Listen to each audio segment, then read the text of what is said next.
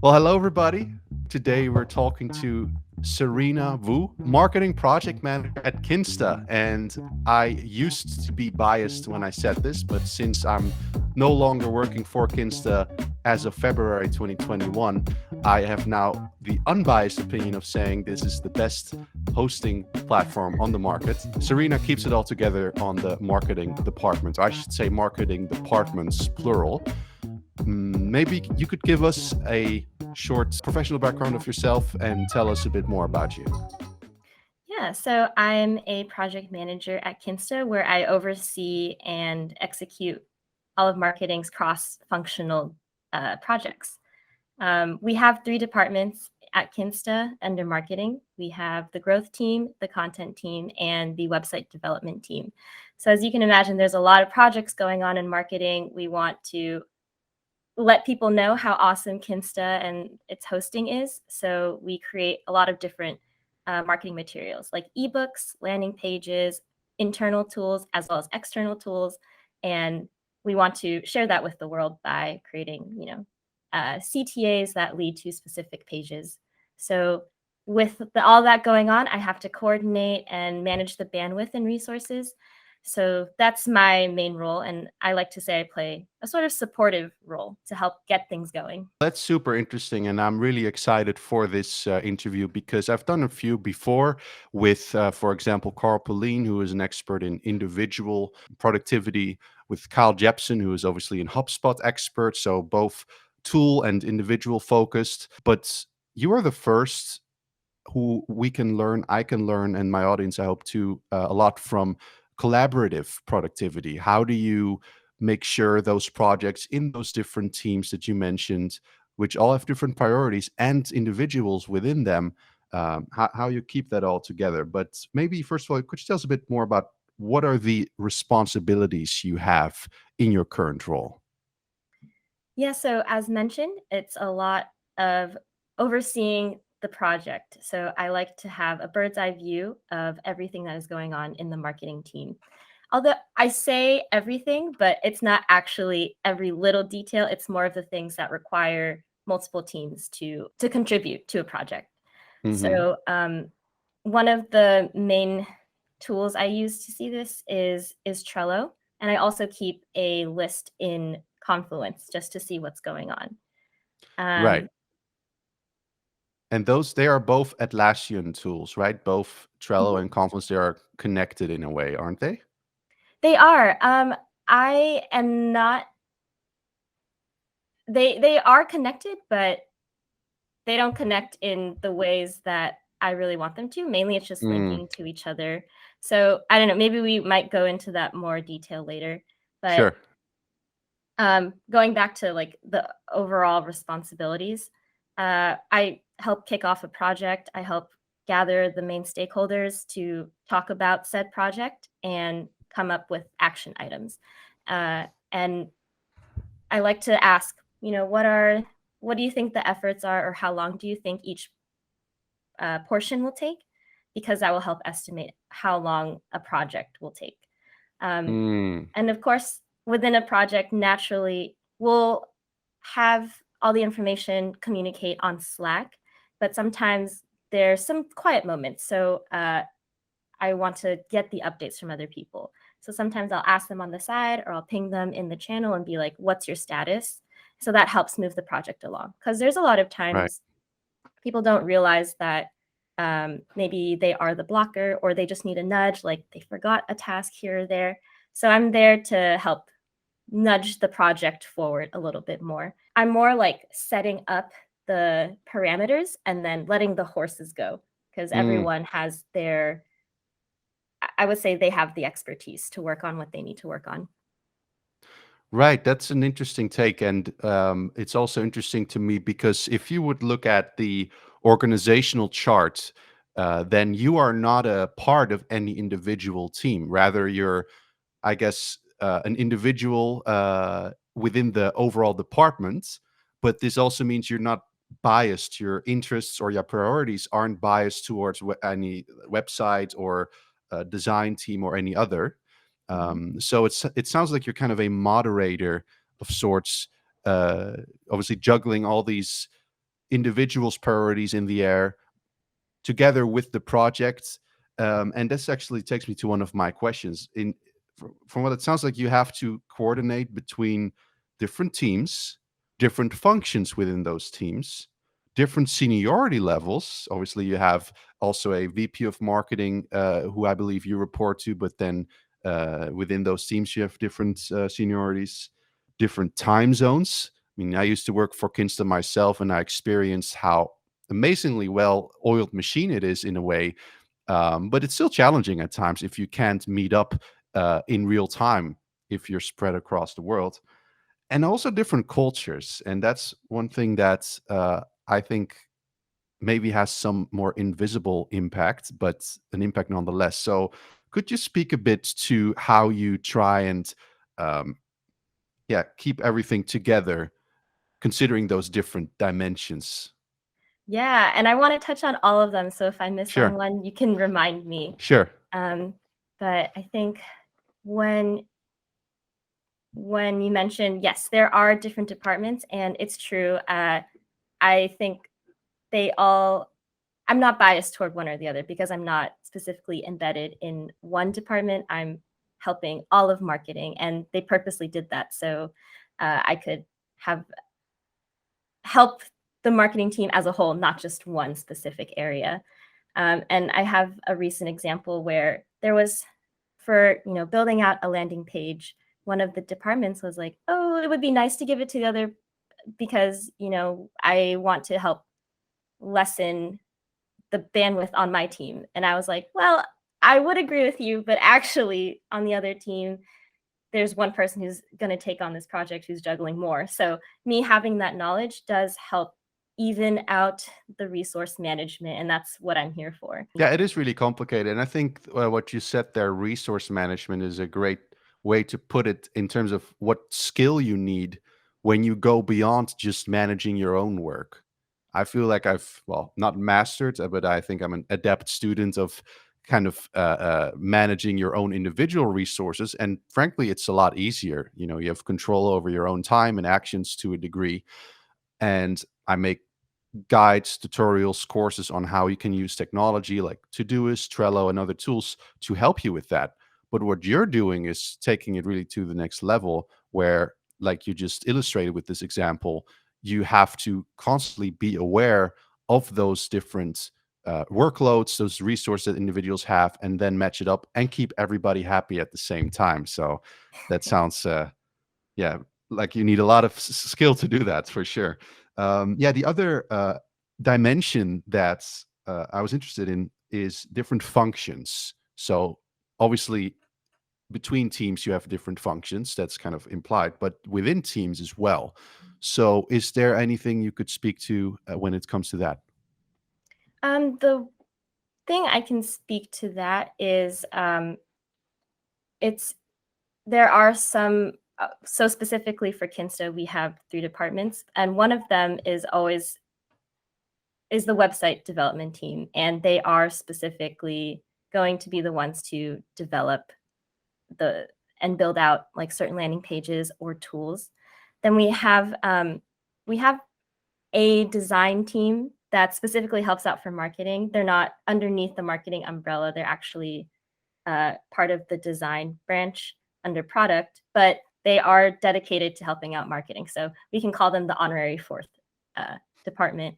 And then we have the other 2, growth and content, who they're usually the team that comes up with the ideas or is responsible for overseeing how the project will be determined. So I can rewind and just talk about all of those in more detail. So I believe that in a project, you would want 3 main roles. You have a project owner, and this name could change, a designer, and a developer. And I consider these as the core team necessary to move a project forward, which for a project manager is very important to have.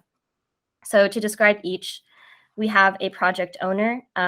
They may have come up with the idea themselves, or they're the ones responsible for being the decision maker because they have the expertise of what needs to be marketed and to what audience. Then we have the designers that have the expertise of turning that idea visual, helping the other teams visualize what could possibly be constructed and created for others to see. And here there may be some iterations to make it more concrete. Mm-hmm. And then we have the website developer that actually builds whatever is being visualized or whatever idea is out there into reality. And so, as I touched on earlier, I feel as though most of the time members from the content team and growth team become the project owners. Then we have the designers and developers that assist. And those are the main three, or your core. Right. Uh, So I have a question about those roles. Are those always linked to just one person? In other words, you have a project and then you assign to three individuals individually one of those roles, or is it also possible that they are that one person can have multiple roles, or conversely that multiple people can carry one role?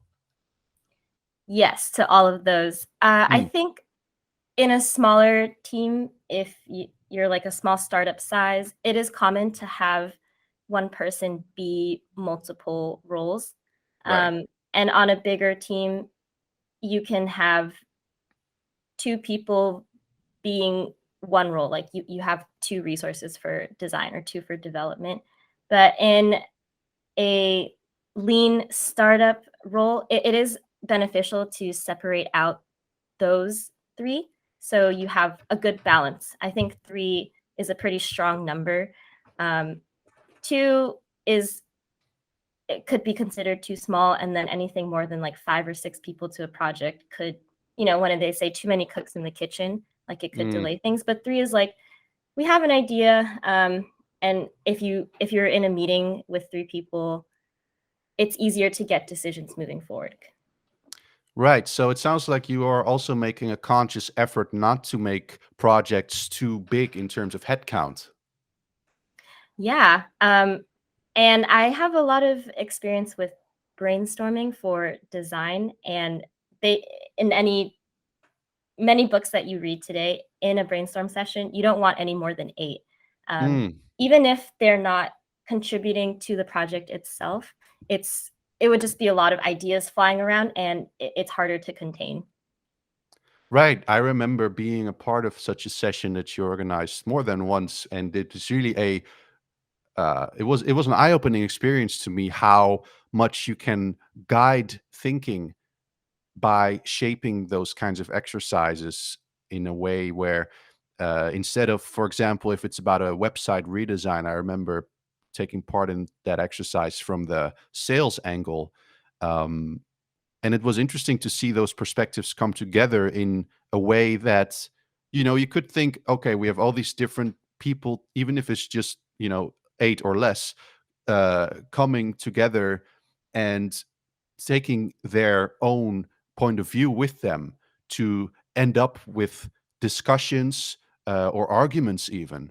But the way you structured those workshops, I remember, um, it took out any potential of that happening, and rather it was more almost democratic. There was an element of voting involved, I recall. And yeah, it's like you broke up the idea of website redesign into specific pieces that everybody understood and where everybody came out better. And I think that's a beautiful way of doing things in general. I think many productivity, what we've learned about productive behavior is break it up into small steps, make it as concrete as you can. So instead of saying redesign the website, that's more like a multi-step outcome which involves smaller steps, and then you get there. So yeah, that exercise was really eye-opening to me, I must say, and it's something you do a lot, right? You help people kind of shape their thinking, especially Mhm. in a group, to come out with the best possible result. Yeah. At first, I want to acknowledge like great memory on the design workshop, and I remember you came out with some really great ideas from that. And I love what you said about breaking things up, because I never considered. I mean, I know the purpose of a workshop, but I just love how you package that up really beautifully. Yeah. And you're right, it does. That is a lot of what I do. I think people think of a project and they're like, this is what we want. And now how do we achieve it? And then they turn to me. They're like, Serena, what do we do? And a Mhm. lot of it is breaking it down, like getting the logistics set up. Who do we need? What tasks need to be done? And just like thinking of all the checklist items and then helping package them up beautifully. Mm. Beautifully is like, I, You yeah, try. however you want. Yeah, But yeah. even if I'm like going introspectively, so I'll set up the kickoff so that everyone gets aligned on the idea. But when it comes to going to their own task, it's like we know development has to do something. So we'll assign the project of like get this landing page live. And then it's kind of like they turn around and then create their own separate Jira tickets, individual tasks for that. And then designs like we need to create a landing page and make it look pretty. And then they'll turn around. Maybe they have their own task of like design research or gathering information from competitor sites. So while I do bring all those together to align things, I am not necessarily responsible for breaking down those tasks. But while we're in the Mm. meeting, I will ask specific questions that a lot of people are like, oh, I didn't think about asking that. And I I guess it's just secondary nature as a project manager to always ask certain questions that people don't naturally think about. And one of them is as simple as, how long do you think this will take? And I know a lot of people don't like answering that question because they're like, design is a process, development is a process, copywriting is a process. I don't think I have a specific time for you now, but it's more thinking bigger and like how much effort is this project for you? Is it small, medium, large, like t-shirt sizing, if that helps make things more, we can abstract the information more. Like you don't have to give me your checklist now, but just help us help you manage your resource and your time. That's super interesting to me. And the first part, there's two things that stood out to me there that I would like to touch on a bit more. The first being how far your involvement goes when actually mapping out the projects that come from coming together with those teams and discussing what's the desired outcome here. From what it sounds like is those teams have the authority over which tasks to prioritize and complete in order to get to the achieved outcome. And you have more of a supportive role, which you said at the beginning of this conversation to help them, to guide them decide what to prioritize, but you Mhm. don't decide it for them. Yes, unless Mm. within a project, you're right, I do not decide for them what tasks are needed. It's really cool to see in the Slack channel different teams coming back with their research and giving their suggestions like, oh, we could do this feature, but I would suggest moving this feature to another phase of this project. Um, I love seeing that because it's like they took the time to look at how much effort and they knew what our desired deadline for this specific project is. So like taking all things into account, um, that is what suggestion they're giving. But on a higher level with each project, we know we have an idea of like what could be a quick win if we got this project live now, and we know those that are ideal, this would help improve our processes, but we don't need it absolutely right this second. So knowing the reason behind a project and the potential outcome, we can order it like this is Right. high priority, we want to get this done first, and then it just files in that way. Yeah, no, that's great. It's great to have that deeper perspective and to have that, to be aware of that, because I think many people and many professionals, frankly, aren't, especially early startups. They kind of shuffle things around and they implicitly know what their desired, what their goals are, but also what their general vision is. Um, but they kind of act on instinct. And I've done this myself also in the past when it comes to shuffling those projects around, because you do feel what is more important than the other, but it's better if you know and if you can show that to others as well. The other point that I would like to touch on a bit more is the thing you mentioned, that some individuals that you work with tend to have difficulty estimating time required for a certain task. And I think that's a Mhm. fair point. I think that's true for anybody to a degree. There's also a thing called Hofstadter's law. I don't know if it's a real phenomenon or more of a truism, but it says that every task is longer than you think it does, even if you're aware of this law. So being aware doesn't help. And, I've lessened the impact of being too optimistic with time required by Mhm. just sensing, okay, my gut is telling me 15 minutes, I'll estimate 30. But Mhm. even then, sometimes it takes 45 or 60 minutes or way more.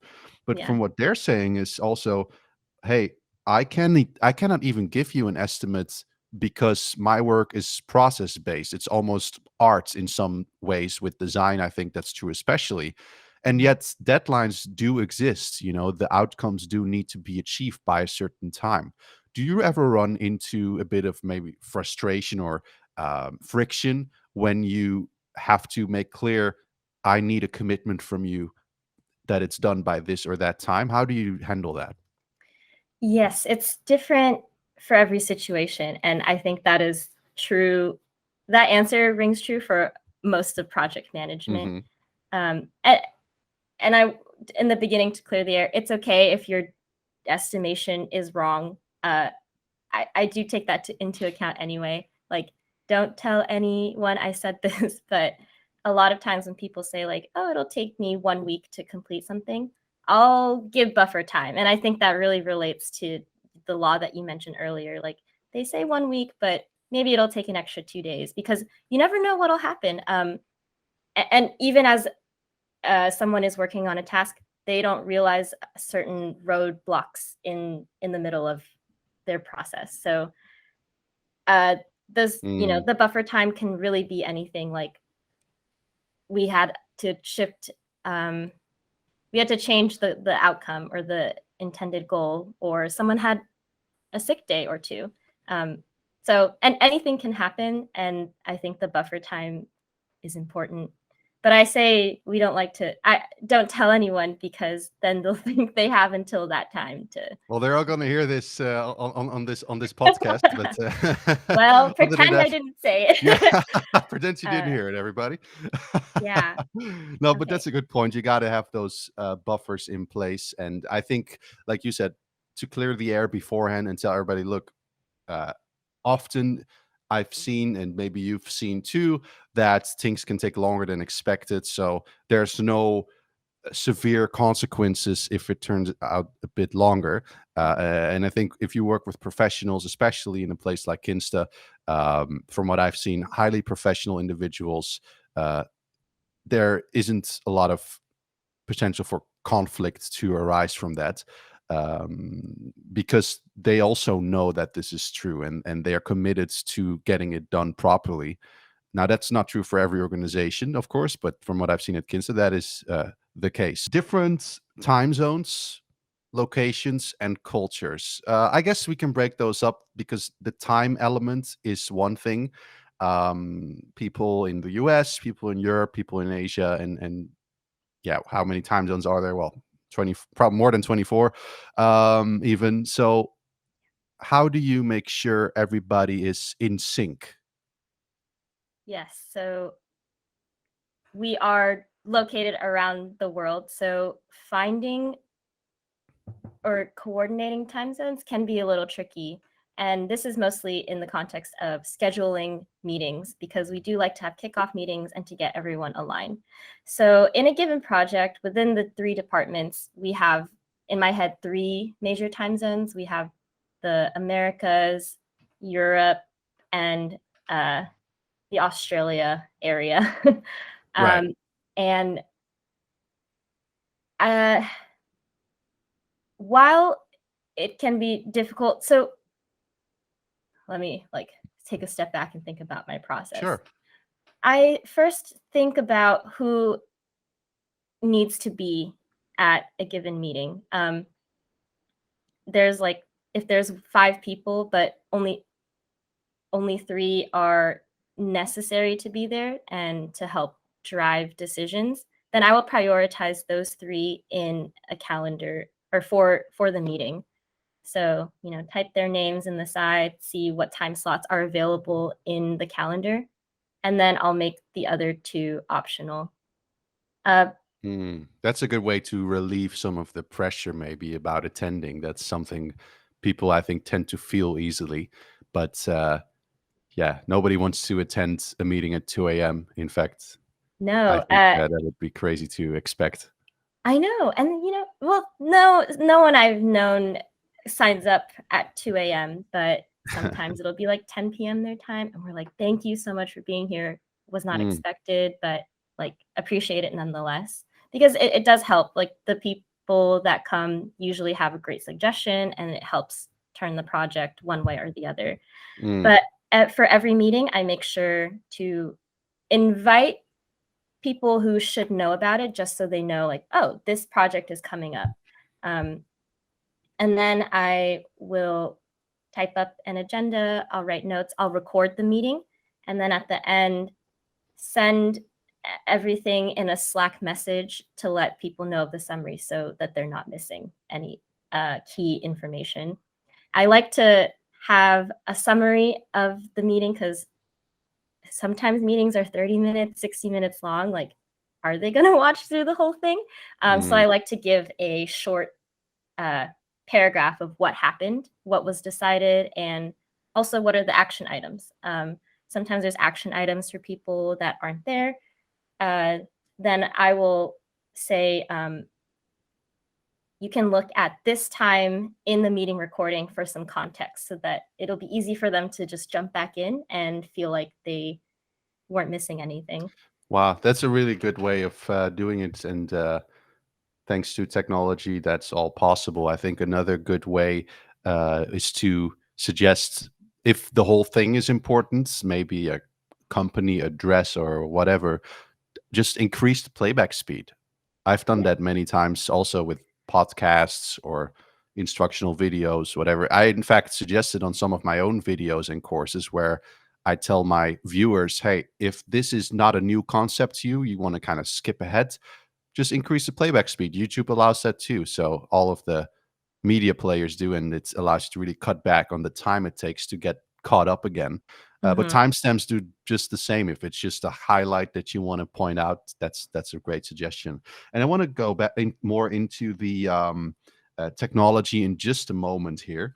But one thing I am very interested in, always have been, also having been exposed to many different ones, is the role of culture because Kinsta is a prime example of a company that since day one has had people from all over the world come together in a remote working environment pre-COVID, many years pre-COVID actually. So um, the multicultural aspects has always been uh, at the forefront of what working at Kinsta is all about. And now that more companies have adopted remote work, more of them will face this as well because they're recognizing, hey, we don't need to be constrained to one location for great talent. In fact, I'm very happy about it because it opens the doors to so many, you know, uh, an individual in India, for example, who is super talented but couldn't get a visa or whatever,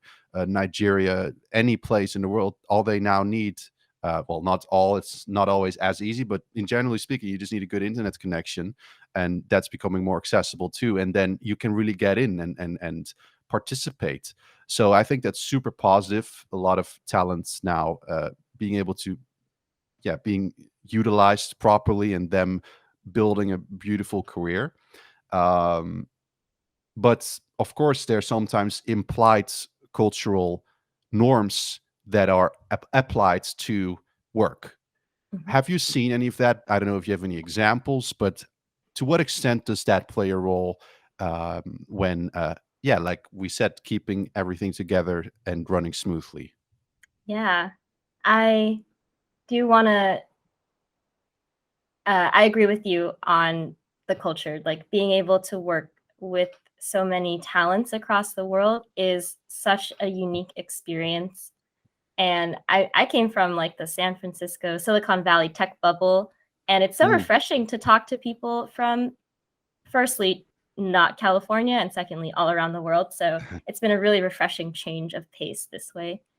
For culture, I while I'm talking, I'll try to think of an example, but I remember feeling times of like, oh no, did I offend someone? Because their response on Slack was very pointed, like no emojis, periods only, and they were kind of questioning like, why would you even like suggest something in the first place?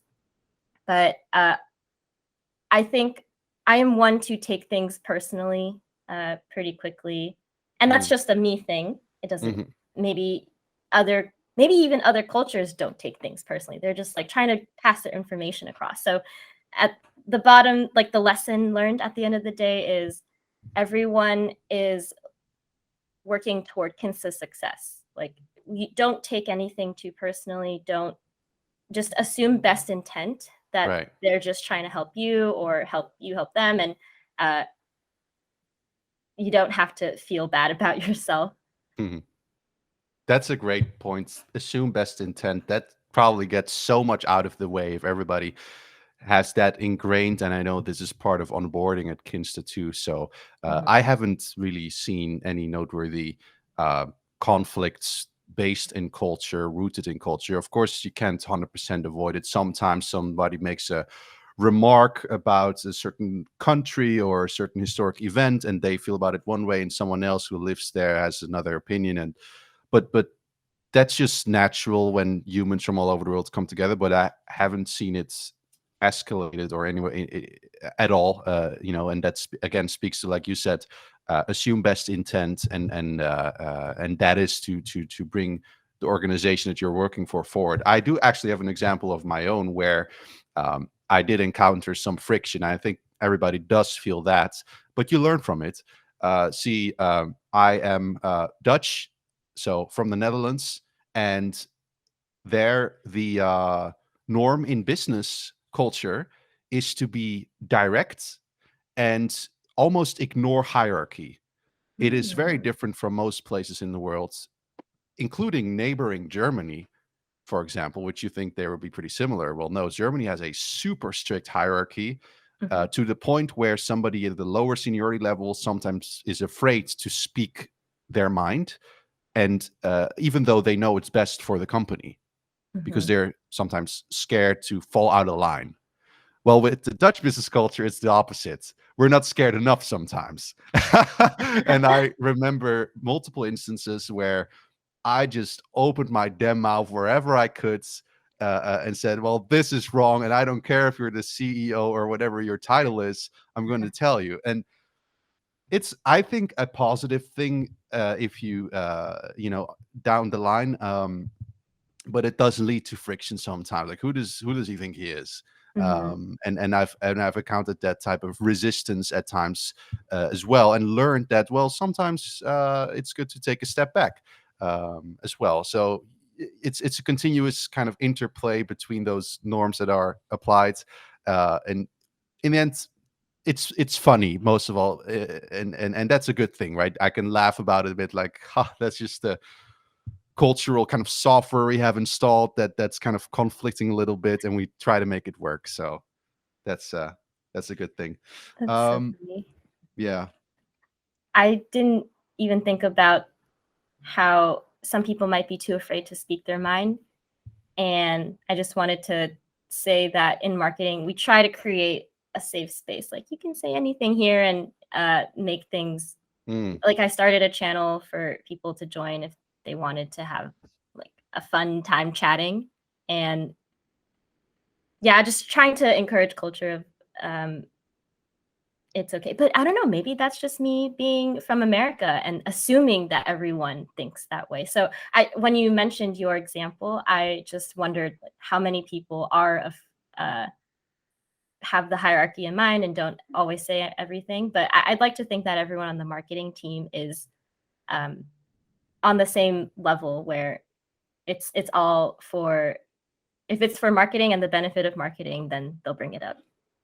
That's great. And I think that speaks to how culture is obviously not just the baggage you bring into the organization you work with your country or other factors, but you can make culture. You can create a Kinsta culture that starts to override whatever norms you came in with if you have the skill sets and make the efforts and have the intention to do so. I think many companies can be cold in that sense and don't make that effort, but Mhm. making it has so many benefits. I think this is a great example of that, and I've seen that in action too. So, Yeah. anything else you would want to share on this topic?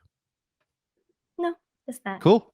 Well, then let's move into technology, which is something that I am quite passionate about. And I've built this channel that we're watching this on now around as well.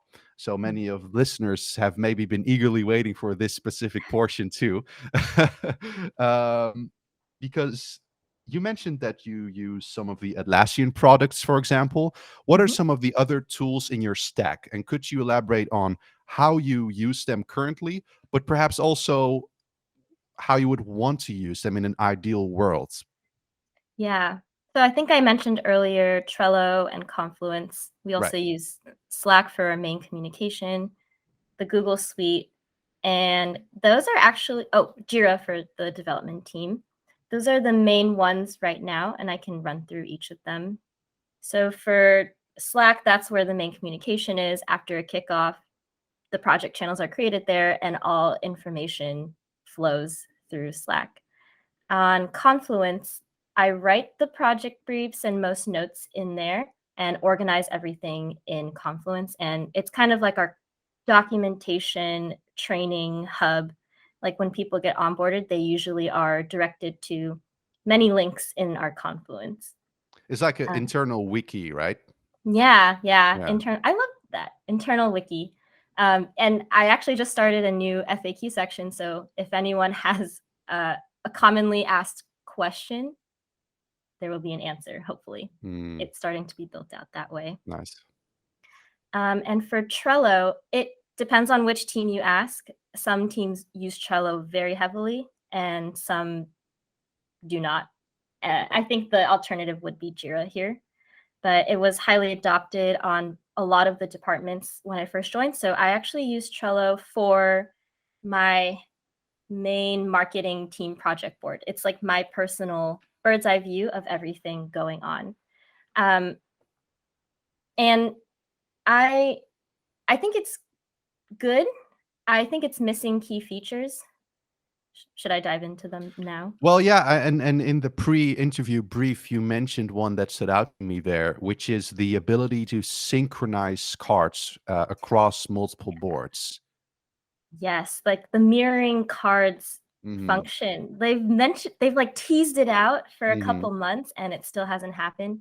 The ideal use case of that is we use so many boards across marketing, and I just want to track one card across multiple boards because they're one like how I would utilize it is I have a master project board. It's we'll call the project like create ebook. And this ebook goes across many different departments like design, a lead generation specialist, even the development team for a little bit. And I would like to track the progress of it and use the same card across all the different boards that for each department. So let's say design has a board and they have this card, and then they move it to done. I want that to reflect in mine too. But Mm, instead of all the way done, it might be just to like the next stage after design. And there is right. no one way to do it. Actually, I have to create two cards and then connect the cards, and it just feels clunky and not as streamlined as I would want it to be. But Yeah. it's just a way to simplify all the steps. And usually, when things look streamlined, information processes faster. So I have Yeah. like two selfish reasons for that. Of course, no, but that's very true. It sounds so detailed and perhaps even insignificant to some, but it really isn't because if the information moves faster, that has so many other big implications down the line. But we're speaking amongst each other here as passionate information managers, I guess, and geeking out over those functionalities. So, Yeah. but still, I think it is very significant. And I may have some good news for you here because I noticed that you mentioned this before the interview, and I dug back to a video and some research I did on Trello myself earlier this Mhm. year. And it's true that Trello does not seem to have this functionality built in. It has copy cards, but those don't synchronize after, and some others. But there's actually something called uh, a Trello Power Up. So these kind of add-ons that you can add to Trello that provides new functionality. Mhm. And one that I was looking for coincidentally was exactly what you just mentioned here, a way to synchronize cards across multiple boards. And Unido is the name. They have a power up called Mirror Cards. I'm paraphrasing here, but if you search for Unito, UNITO, they have one for boards actually and one for cards specifically. And as Mm. long as you activate that on each board that you want to have the functionality, it works. I tested it. I also have a video on it. I'll link it somewhere up here for those watching on YouTube. I think somewhere around the 15-minute mark, I show it in detail. Mm. The few things you need to keep in mind with that is that if you use labels, I don't know if you do, card Yes. labels, right? You need to make sure that the labels exist on every board. Mm. Otherwise, they won't synchronize. It doesn't add them for you while synchronizing, but if they exist, they pick it up. It works, I have to say, and from what I saw, it works well. So I don't know if this sounds familiar at all, but if it doesn't, it may be worth a try. Yeah, I have heard of Unido. I did also some research on it. Because it's a paid power up, I tend to Yeah. stay away for that for now. But I would love to look at your video just to see if see how much time it would save. And of course, I would have to set it up a certain way. But I Right. love learning about new features on Trello. Yeah, I I'll should I'll have also it linked in the description for you and for everybody else as well. yes, awesome. I should also mention that earlier this week, Trello came with a new feature where you could create a calendar that shows you cards across different boards. So I'm Wow. playing around with that too. Yeah, it was like just came out Monday or Tuesday, and I think the caveat here is you'd have to have due dates for all of these cards, but I guess in a Mm. similar way with Unido, you need specific labels. It might be an interesting way. Maybe this is the feature I'm looking for, but in a different like perspective. Yeah, absolutely. This I didn't know this, but yeah, it's super fresh. I'll check it out for sure, especially because Trello cards can also have a start date rather than just a due date. So if it allows you to filter for those, etc., you can have like your backlog or future projects already scheduled in there too. So that's interesting. Mhm. It might just be what you're looking for. Yeah, I'll check it out as well. Anything else to share about how you use Trello, or would you want to move to some other tools you use? For using Trello, I've made many workarounds by copying and pasting cards into Mm, other cards because initially I felt like the hierarchy or the way that Trello is laid out seems very flat, and I enjoy, similar to Jira, the way you can create tasks within tasks or subtasks, mm, and it's not as robust. Like, it would be great to have Trello with its checklist, but I wanna also click into yeah. the checklist, which Yeah. is why cards within cards does that, but it doesn't look as nice. Yep. But Yeah, and I bring checklists also don't have like, checklist items don't have the same functionality as a Trello card. yeah, For example, you cannot associate a label with an individual checklist. Therefore, a subtask using checklist for that becomes pretty ineffective in the end. yeah. Yeah, They I really see what you should mean. turn those into cards, but yeah, I guess I'm being really picky, but No, but that's yeah, okay. That's what this channel is all about. We wanna dive into these, details and, yeah. brainstorm about it, share experiences and opinions. So that's totally fine. Mhm. I'm interested in it at least. So you have at least one interested audience member here, and I'm sure many others as well. Lovely. Um, cool. So what I also like is, and I experienced this, that you don't use email for internal communication. I think that's so big.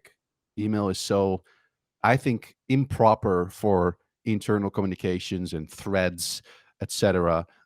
Slack is just so much better for that, and I think most people by now, I hope, realize this.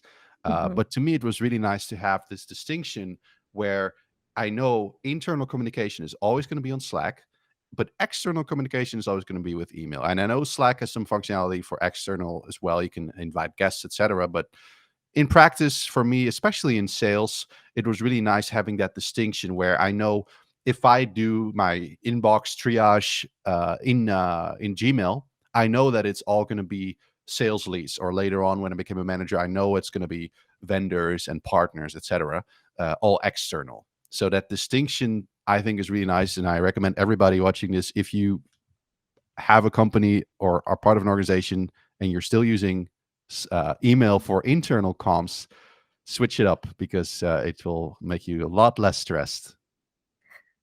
Yes, I'm a big fan of Slack, and Yeah. I'm an early user of it, and Mm.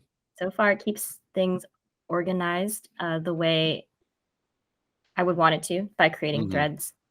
Right. But now that we said the word thread so much, I want to bring up another communication platform that isn't Slack.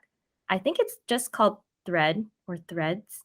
I know a lot of remote companies have moved from Slack to this new platform Okay. because it helps keep things in check more. And it's because when you type something in Slack and you press enter, everything moves up. But I think with Thread or Threads, you have like a main topic that still is shown on the screen or something. So it's easy to find those. And then once you complete that item, it can go away. Something along those lines. I would definitely Hmm. need to be fact checked here. But if you're if you like Slack, but there's something off about it, I just want to bring up that there's something that other companies have found works better for them. Yeah. Interesting. I hadn't heard of it yet, so I'll also check it out. So that's just it. Threats. That's the name of the product. Yes, I Okay. believe so. Cool. Very cool. I'll add a link to it in the description when I find it, and I'll also check it out myself. Very interesting. So we've got Slack, Threads. We discussed Jira, Trello, Confluence. I believe you also mentioned Zapier or Zapier, however you want to call it. I think Mhm. Zapier is the official correct name because that's what you create. You create zaps, but many people call it Zapier because it sounds better. Um, Anything I'm missing here? No, I didn't go in depth with Zapier yet. I didn't bring it up earlier because I only use one Zap, Yeah. but it connects the one of my Google Calendars to a Slack channel, and I've had it such that it automates when an event comes up in the calendar, it will send that information to the channel. And it's just like a Mm. reminder that this date is here and you have to do an action item for it. So it's better than you manually going in every like other Tuesday to send a message as a reminder. It's Mhm. just it pops up for everyone in the channel. Ah, I see. Because I was wondering, how is this different from the Google's own Slack integration? But that mostly just sends you individually via the Slack bot or something a notification. But this is public for within a specific channel. Yeah, yeah, I and see. they have a lot of you can customize it however you want. So Mm, for this case, you could send it to yourself, which would be, as you said, the exact same as the GCal app integration with Slack. But I wanted to send it to an entire channel. I see. Okay, cool. So, what is your general opinion about Zapier? I think it does help productivity with automation, but I um I haven't used it enough to have a formal opinion. Like, I Okay. don't know if it would help with your everyday to-do setup or time blocking or anything. It's more to uh, automate the systems you already have in place. That's a good way of putting it. And I think another general summary of what it does, it allows different pieces, change links in the chain that you have to talk to each other if there's no native support for that. And at the same time, so like this promise that Zapier has, I think is so cool. And I've spent a few hours, let's put it that way, not a lot, but a few hours tinkering with it, playing around with it, trying to find use cases for it. And it's fun to do as well. And at the same time, I still find it difficult to create truly effective zaps. And I think part of that's absolutely on me and my limited maybe creativity or skill set. But I know also that I'm not the only one who has this opinion from others who've tried this as well. It's like digital duct tape, if I could summarize it. And duct tape works great in some instances to just make things work the way you want to without thinking about it. But I would feel hesitant about building an elaborate system where Zapier is the oil that keeps the engine running. Uh, but I know Yeah. people have done it. So yeah, for anybody listening or watching, if you have any experience with Zapier, share it in the comments. That's the challenge for the audience here. Um, any other tool that you would want to discuss, or any other subject in general? I just bringing up that in my personal life, I had a stint with Notion, Mm, and I enjoy how it builds off. It's a block system, so you can yeah. kind of create your workspace to look how you want it to. That's all. Yeah, no, that's true. And I think Notion is it's pretty amazing in that it seems to me like an app that's made fun user experience more the norm when it comes to project or self slash life management software, because Mhm. many of those are quite dry. You have a list, you can add items to them, and that's it. But Notion has the ability, like you said, to really design it in the way you want to. um, and I also tried it out. I have a video on it too. The one thing that when I looked, and this was last year, so I don't want to judge too harshly, it was a bit limited in its task management capabilities from what I saw. I know you can create tables and checklists, but it didn't have any natively built in functionality for that, as I remember. I don't know if you have a different experience or. Uh, Specifically, like, what were you missing that you wanted to be there? Um, just native task support. So I had to, because I like to spice up my tasks. If you remember, I follow the GTD method, so that Mhm. includes adding context to a task, and I also include energy and time estimates as labels. Mm. But that just wasn't as intuitive to me as it is with many other tools like Todoist or TickTick and similar ones, even Trello, because here I had to do it, if I remember, as a table and connect multiple tables with some advanced functions. If I wanted to, for example, have both, like an item, like you with Trello, want to have it synchronized across different boards, so to speak, Yeah. tables this time. So that's what I was missing. But I am looking to try it out again soon, actually, because it's been almost a year, and I'm excited to see how it's evolved. Are you still using it now, or is it really just a temporary thing, like you said, a stint? It I'm a longtime fan, Yeah. and I still am. I'm still subscribed to their mailing letter, and Mm, I plan to join their like block by block thing where you can learn more about Notion and how others use it. mm. For the answer to your question of like the task management thing, I think I would have said the same thing. Like, you would just need a lot of formulas, advanced formulas. And what I found works best and what always gets me back into Notion is go on YouTube, find someone who demonstrates how to build it out, which for me, I'm not uh I do like to build things and see the fruits of my labor. And if it works, then it's amazing. It makes me want Very to use it satisfying. even more. Yeah, Yeah. very satisfying, very proud. But I would also just copy what they have and then put it in Yeah. my personal workspace. Sure. Sure. That's fair. And that's Hopefully, my channel will pop up for some people as a resource when they have the same intention. Yeah, I'm sure Because it it's will. no, but that's interesting. But Notion, yeah, it's an amazing tool for so many other things, especially if you want to build like a personal wiki, um, keep a diary, organize information. Yeah. It's probably the best. I think it's similar to Evernote, but more user friendly Mhm. in that regard, from what I've seen anyway. Yeah. Cool. Well, Serena, I think we're almost through here and almost hit the 1 hour mark, which is the usual time I take for these interviews. And I know we scheduled until the end of the previous hour. So I want to be respectful of your time, but also ask you if you have anything else you want to talk about or share with the audience before we wrap things up. No, this was so fun to talk Yeah. to you today. Very introspective as well. No, for me too. That's why I love these interviews for multiple reasons. Obviously, it's nice for to share it with the audience, and they'll benefit from it as well. But also for you and me, we learned so many things. So I really enjoyed it too. So last question would be, where can people find you, and what should they reach out to you for? You can find me on LinkedIn. Serena Wu 22 would be my formal username. And connect with me on really anything. I'm happy to share more tips or talk about productivity.